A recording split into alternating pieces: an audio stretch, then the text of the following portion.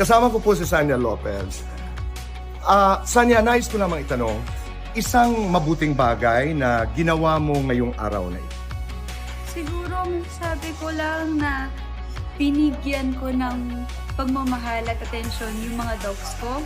Oh. Hindi ko alam, simple lang po talaga siya, Tito Boy, pero yung pagmamahal na binibigay kasi nila sa atin, walang nakakahigit eh. Kaya ibigay natin yun sa kanila kasi iba silang magmahal. Ibang klase sila magmahal. Maraming salamat. Kami naman, we are encouraging people to consciously do one good thing a day. Dahil naniniwala kami na pag gumawa kayo ng isang mabuting bagay sa isang araw, mas magiging mabuti, mas magiging payapa ang mundong ito. Maraming Maraming salamat. salamat po. Thank you. Thank you po.